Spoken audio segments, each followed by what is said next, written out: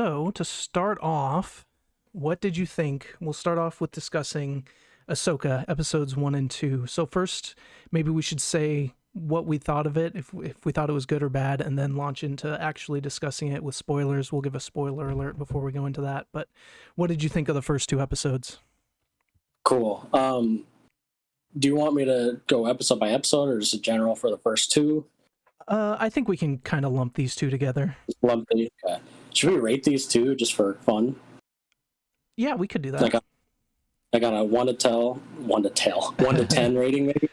Yeah. And then, but like 5 being average, not like the typical scale, right? Or 7's average, like 5 being average, 6 above average, 8 great. Sure, yeah. Like if it was just okay, a 5 doesn't mean it was bad. Are you good with that? Yeah, I'm good with that. Okay. It just, if we do it that way, it kind of gives us some more flexibility. Yeah. Because a lot of people think like 7 is average. And then anything just under average is like a 1. Like the rating's all weird. Yeah. If it's like Okay, cool. So just to brief what I thought. I liked it. I thought it was really good. My initial thoughts were effects were great, characters good, music awesome. It felt like Star Wars. What do you think? I basically agree with all of that. I thought it was really good. It's cool seeing it. It felt like a continuation of Rebels, but live action, bigger budget, and it just I thought it was a really good start to the series. Yeah, you mentioned Rebels kind of being another season, and it did feel like that, right? Like it almost felt like season 5, like you said. Yeah. Just in live action. Yep. So what would you rate it on your scale? This is I feel like the first episodes are always the hardest to rate. They are.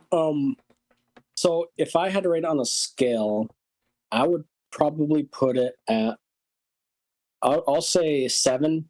But again, a 7 on our scale is a good score, 5 being average. Yeah.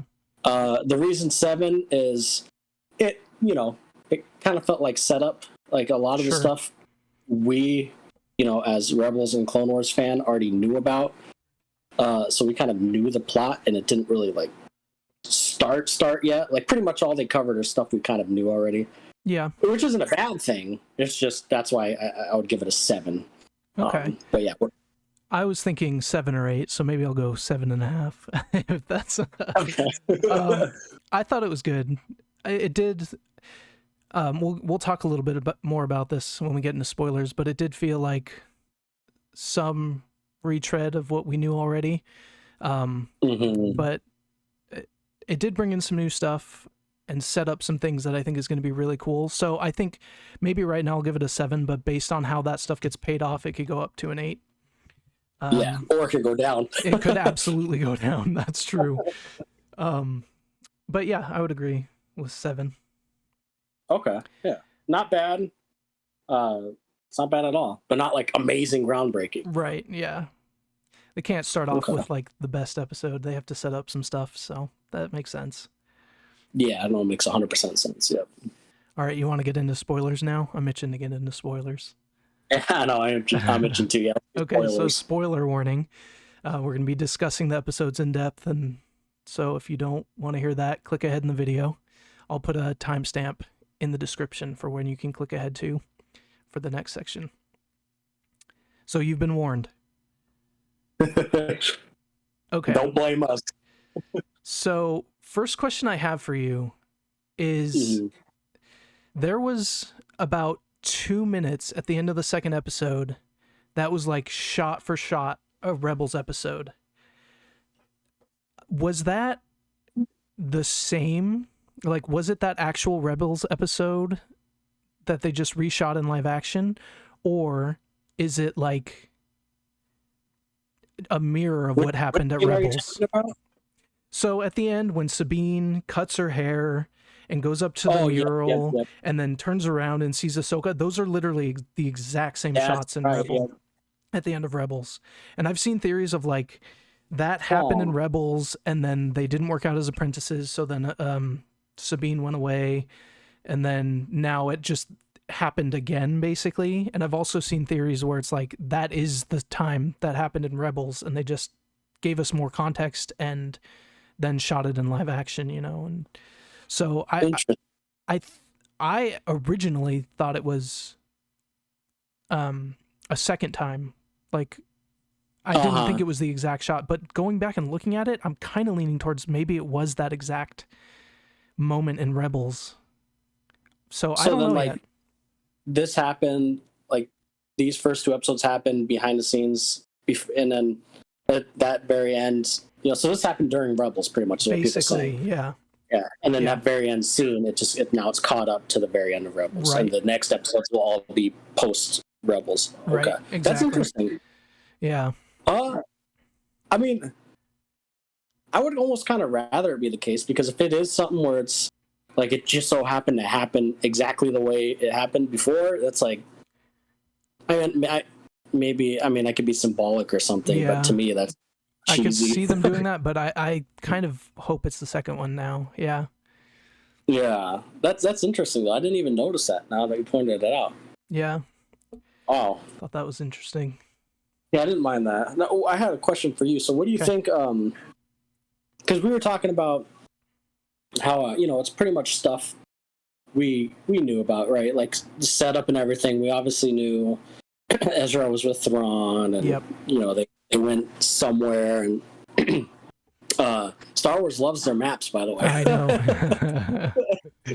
But so my question to you is, I mean, that's kind of why I gave it a 7. Is it's not a bad thing, but I feel like they had to do that, right? Because people who didn't watch Rebels or Clone Wars might be a little more confused. Like, what do you think on that? Like, what would you say to people who didn't watch Clone Wars or Rebels? What do you think they would think of this episode or these 2 episodes? I don't think they would. I think they may still like it. They would not get as much as the people who did watch Rebels, for sure. I mean, we have so much time with the characters already. And we know their backstories. I think they did a pretty good job catching up, especially like Sabine. They kind of talked a lot about Sabine and how she is and why she's that way. She's Mandalorian, all that stuff. So I do agree that I think they had to do a lot of that this episode of catching people up, or these episodes, catching people up so that they could at least be on a similar page as the people who watched Rebels.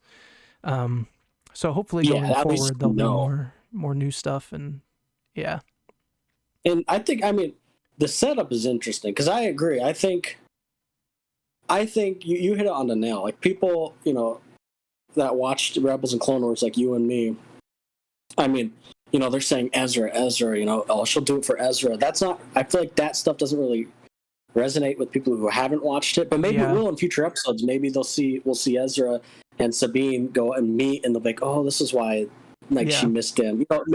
They'll have their own context within the show. Well, hopefully, if Ezra plays a big part of it in the future. But what was I going to say? What I was going for is, that's right. So you're talking about new things going into, like you said, the setup episode, and I think they're going in a very interesting way. Like, what did you think of them almost confirming like a new galaxy? Yeah, they definitely did confirm a new galaxy. I think that's really interesting. I have some notes over here, and one of them is a theory that I talked about a little bit in the last one, but that other galaxy opens up some really interesting possibilities with the Rakata. I think has been mentioned in, I want to say in the sequels, maybe. Oh, really? But they're an ancient race, like a precursor to the Jedi from Knights of the Old Republic. They were like the original Force users. And so that could be, like, that race could be out there somewhere, or the Yuuzhan Vong is one I brought up before, who are like, they're like totally, they're not able to be affected by the Force at all, and they hate technology, and so they, in the Legends books, come and try and destroy like this galaxy, or the Star Wars galaxy. So bringing in different races, and like the Chiss are probably going to be a big part, because I know Thrawn is a Chiss from the unknown regions or this galaxy. It's not totally clear to me yet, but I wonder if we'll see more Chiss. So in Legends, Thrawn is from the unknown regions, right? But that's still within this galaxy, is it not? Or yeah, I think it is. So then, I mean, I guess they could retcon that. Yeah. No, I don't know. That's I'm very interested because you're right. Because, I also did hear a theory as well about it kind of being where the witches of Dathomir originated. Because like in Star Wars universe, like they've never really explained like their magic. Like like it's kind of Force like, it's kind of dark side like, but yeah, it's never really fully explained. And so like there has been theories like that's kind of where they came from. Hence why what's her name, the witch Morgan Elspeth. something. Yeah, Morgan Elsbeth. Yeah, maybe that's why she's so interested in it and not just finding Thrawn. Like maybe each person has their own little. And also like, is the witch's power the only way that can activate it? Because when she put it on the pedestal, the flame. Like, yeah. So like, I'm very curious where this goes, and that brings me to my next question. That kind of leads into to me the most interesting characters. Believe it or not, what do you think? I think the most interesting characters are. Most interesting, I find Balin and his apprentice Shin really interesting. They're so interesting, right? Like, how cool is that? They're not Sith, they're not Jedi. His line about like, his line about like, oh, it'd be a shame to kill Ahsoka, one of the last Jedi. Like that made his character so much more interesting because he's not just an outright bad guy. He has respect for the Jedi. Like, what's his goal? Why is he doing it? Yeah. And what did Morgan say? She's like, oh, I sense, what'd she say? I sense some. She said something about like you're feeling bad or something. It's like, no, it's just something. Truth. Yeah. I sense like regret or feeling bad or something like that. And he's like, no, it's just the truth. And I'm like, you're right though. That line right there is what made me a fan. And I like the whole mirroring of them master and apprentice, and then Sabine, Ahsoka master and apprentice. It's interesting having two master and apprentices again, because I feel like we haven't had that, obviously in a long time. That's true, yeah. But yeah, no, I love their characters. It's rest in peace. It's a shame he passed away in real life. Yeah, I'm very curious where his character goes this season. Like, is he in the show? Was he supposed to play a bigger role in future projects, or is this kind of? That'll be really interesting to see. He did a really good job. Like, his presence was like intimidating, and like I don't know, he just did a really good job as this kind of murky person that you don't really know what he's trying to do yet. Mm-hmm. People compared him to Count Dooku, to be honest. Yeah, I can see that. As far as like, not necessarily like mannerisms, but just like ideals. Their ideals. Yeah.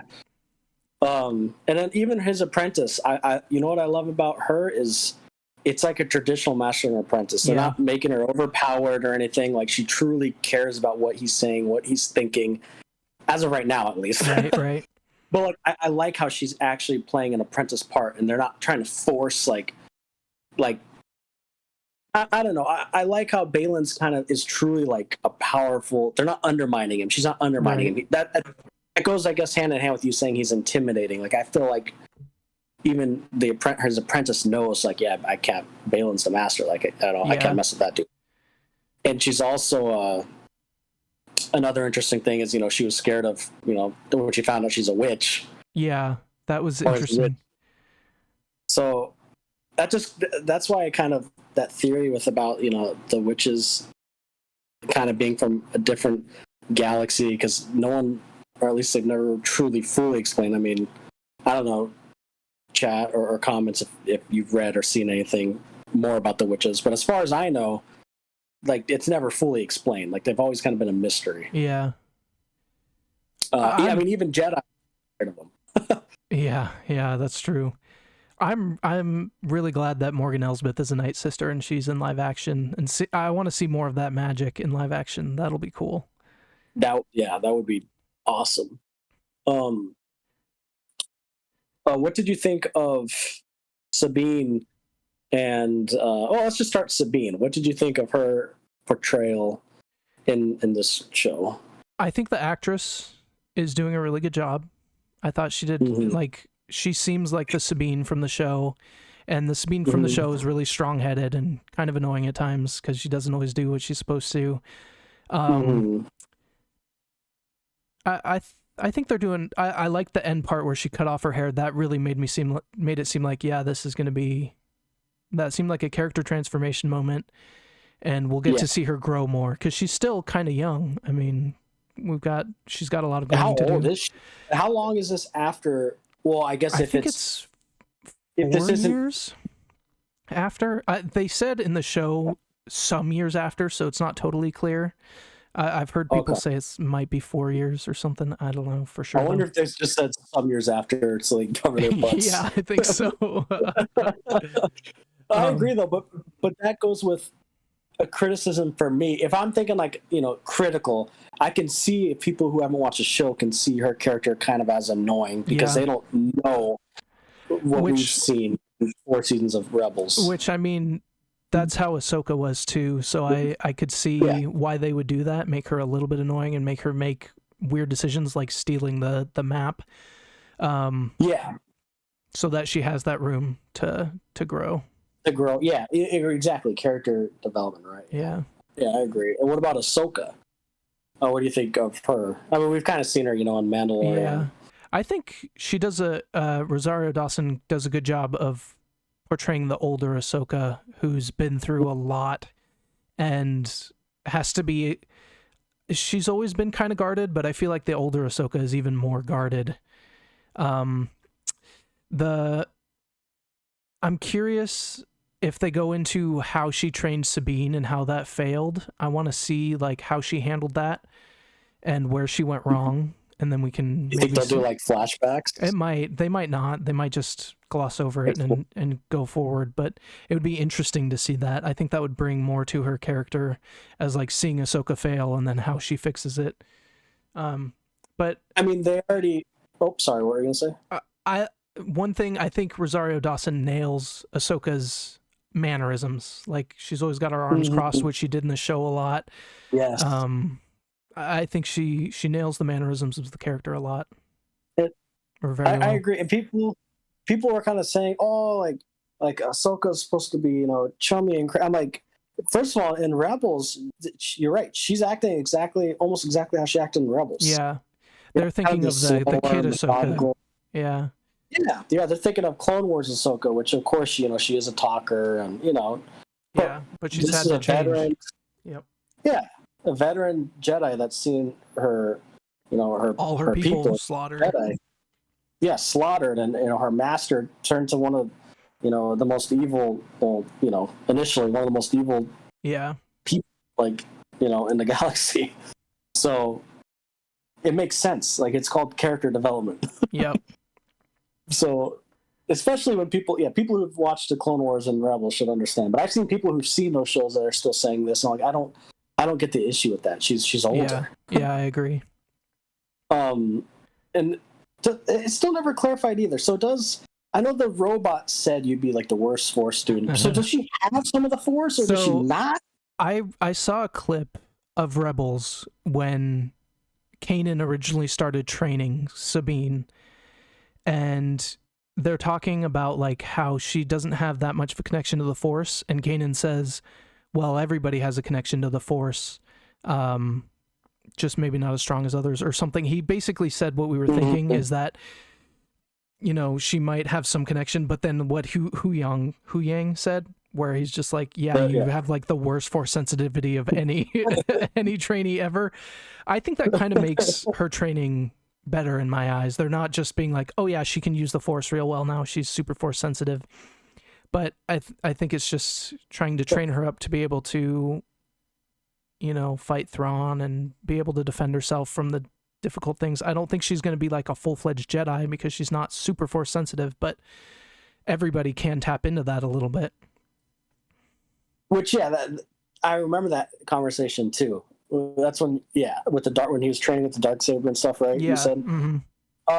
So I guess then you answered. So you think she still is going to end up being a Force user, or do you think that line was kind of to say like, hey, you're never going to be a Force user like everyone else. Just rely on your Mandalorian.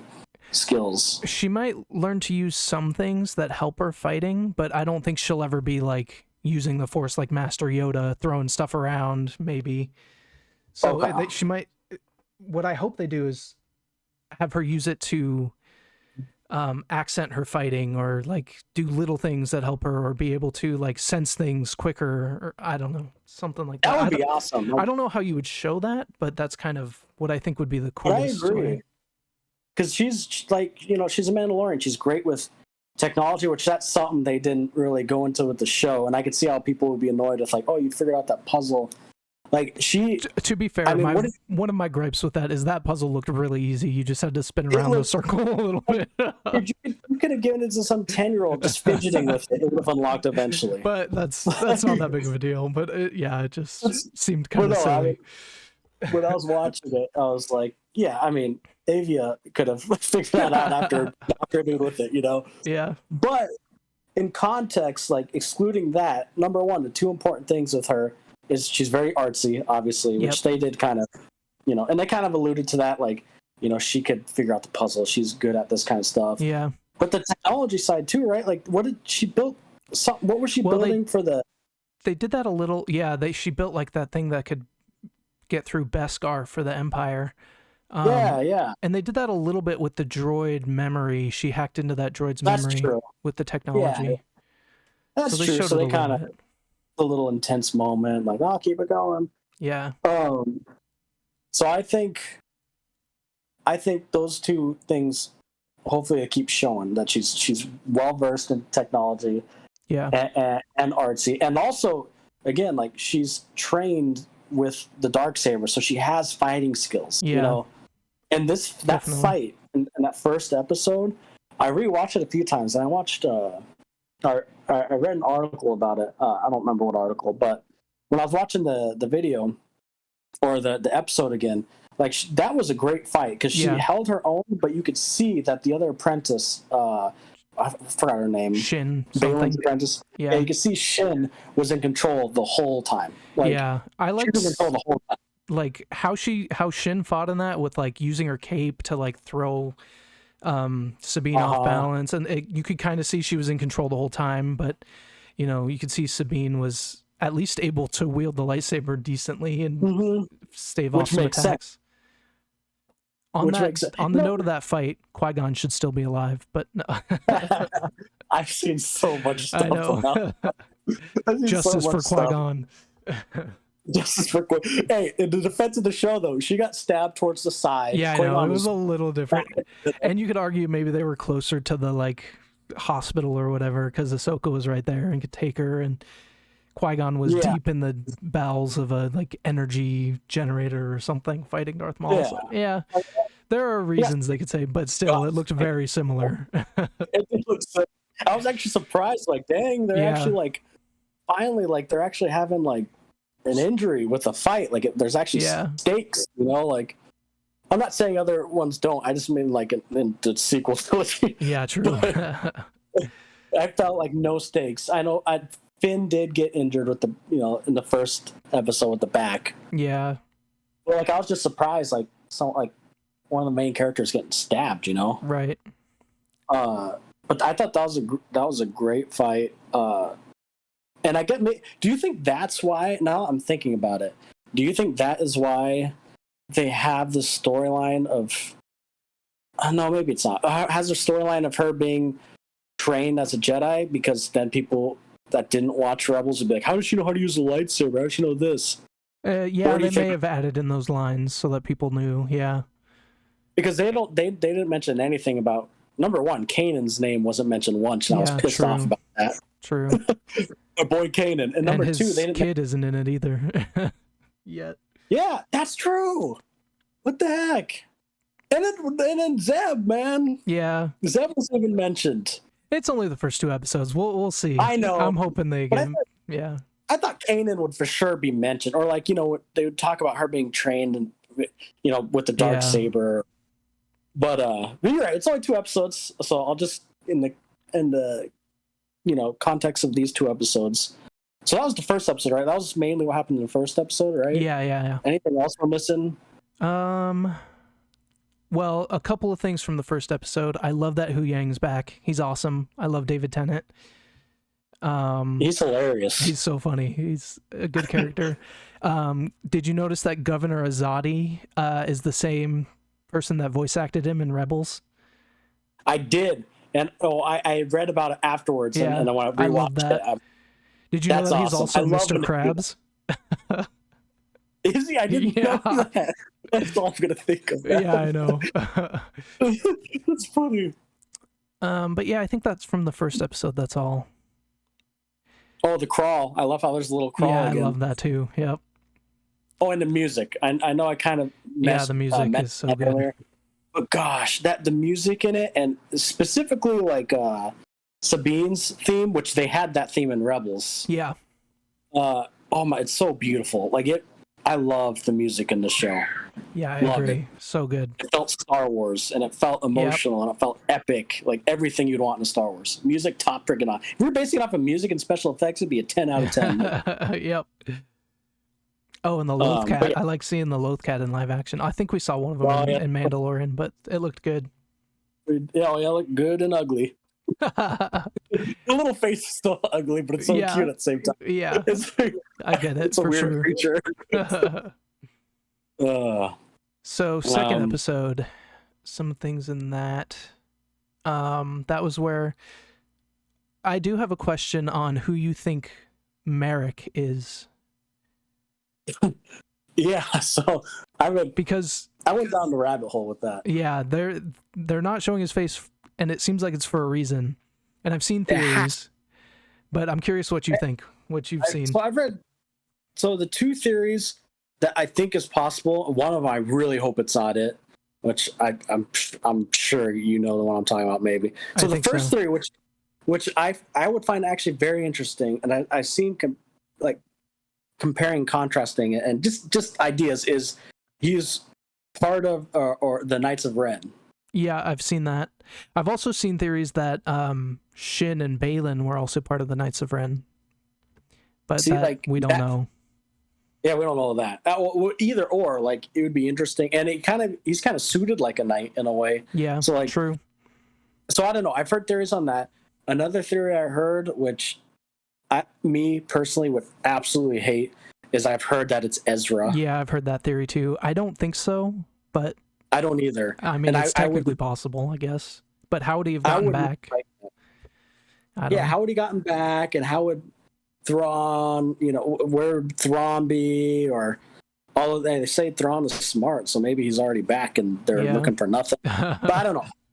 I would personally hate that, because I don't know. When I first see Ezra, I want to feel that excitement, and that wouldn't excite me. It'd be interesting. I don't know. What do you think? I don't want it to be Ezra, and I don't think it is Ezra. So who would it be then? Because you're right. There's a reason, right? Yeah. One theory, which I don't think is right, but someone saw Sam Witwer's, or I saw something where Sam Witwer is in the credits, and people are thinking it could be Starkiller from Force Unleashed. I have heard. I don't think that's going to be true. I think that either. I don't know how you bring him in without all his backstory of being Darth Vader's secret apprentice, and like. That's what I was going to ask you. How would they bring that in? Because what would he be doing with them? He's so powerful. Yeah, I think the most likely thing is he's one of the Inquisitors we've seen before, because he did have an Inquisitor lightsaber. Yeah.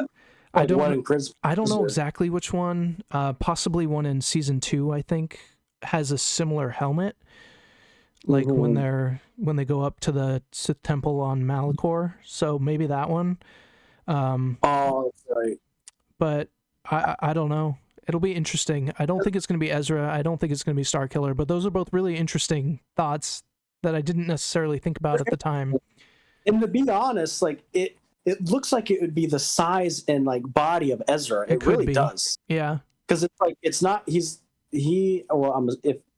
it is a he, it looked like a he, and like he wasn't huge, and he was kind of skinnier. Like it looked like body frame and stuff. It looked like it does look like Ezra. True. Like, but I would just, why would he be doing that? Is he brainwashed? Is he actually? I know they dabbed into him kind of being on the darker side. Yeah, they did that a little bit, but With his sacrifice of using the Purgles to send Thrawn, I don't think they would, unless he's brainwashed or something in the new galaxy has like taken over his brain. That would be the only way I really think that could work. The only way I think that would be okay is I kind of like the idea of Thrawn already figuring out a way back, and they're all like, they go there and he's already gone. Like it would make sense for Thrawn's character, right? Like he's smarter than everybody else. Yeah, he already true. figured. But I don't know. On the same conversation of what's his name, Malik? Is that his name? Merrick, I think. Merrick. That's his name, or her. I guess we don't know yet. But that fight was awesome. Yeah, I agree. Her little like slight dodge at the end with the lightsaber coming back was like such a cool move. And that whole fight was good. And even like it was a really cool shot was when Hera was flying ship and you kind of see him fighting out in the background. That was cool. It felt very cinematic. Yep. What else is that episode? Is it weird that I kind of like Chopper more in this than I did in Rebels? I don't know why, but Chopper! I love me some. The second Chopper showed up and he was like, doing his little thing on the flight when Hera was, hey, go find this. He's like looking for it. I could understand him better because you always technically can understand him. It's like real words just garbled up to sound weird. But I could definitely understand him better in this than in Rebels. Oh, for sure. And like even like he uses his little arms a little more like people mannerism a little better too. I loved it. Like I was watching with some buddies out here and I was staring. I'm like, heck yeah! Like Chopper, my boy. Said, let's just shoot this down and let it land on a bunch of people. Freaking Chopper, bloodthirsty little droid. I think I love Chopper, dude. My kids love Chopper too. Then I bet. Like, yeah, I bet. Chopper, man, he's the real one in the Rebels crew. We didn't see the Ghost ship, right? The Ghost wasn't in there. No, we saw the Phantom, but not the Ghost. Yeah, I wonder if it's still around. I'm sure. If we want to talk about like what we hope for future episodes, real quick before we move on, I hope that they bring, they bring back Ezra. Yep. And then Zeb comes in, and they get the Ghost ship, and it's like a freaking Avengers or like a Guardians of the Galaxy thing where we finally see them all back together. Yeah. Even if it's just for the last episode, man. Like, that would be cool. And I know you can't get Kanan. God, Kanan. Maybe like a Force Ghost or like you just hear him or something. Something like that. Yeah, bring back Freddie Prinze Jr.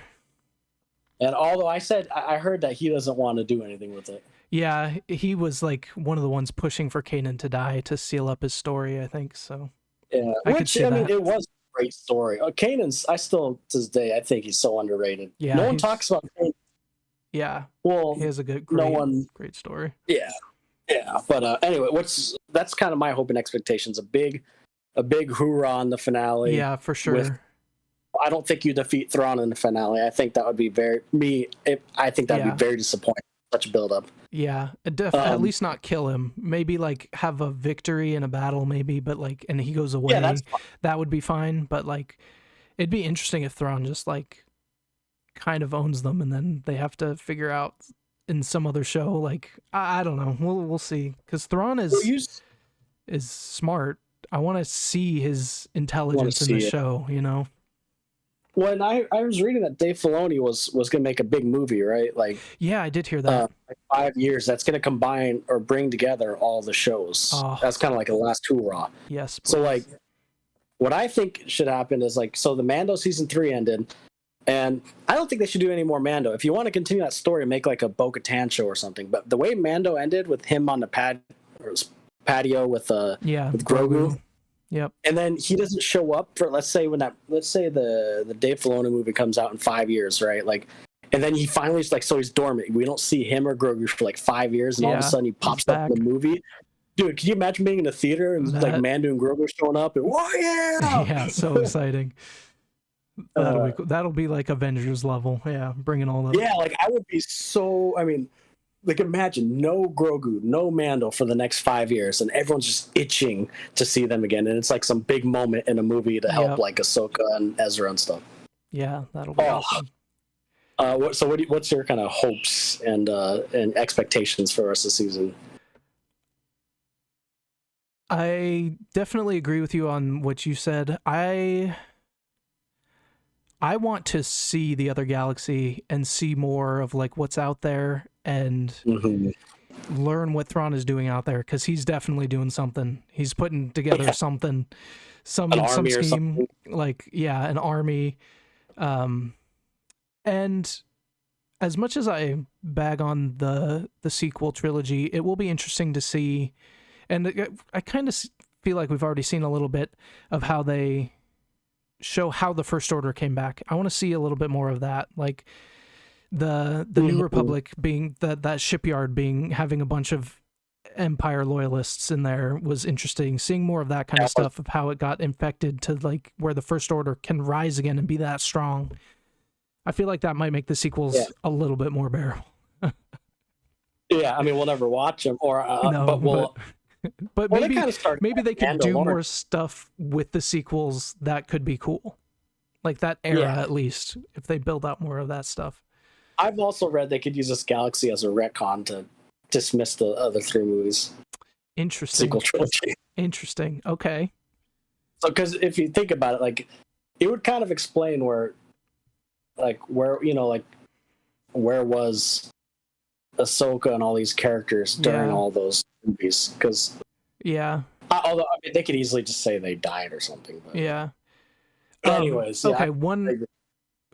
Two more things. One has to do with expectations. I don't fully expect anything to come of this, but the hyperspace ring that they're building is called the Eye of Sion, and there's a Sith in Knights of the Old Republic 2 called Darth Sion, and it would be interesting if they do anything with that. Like maybe I don't know.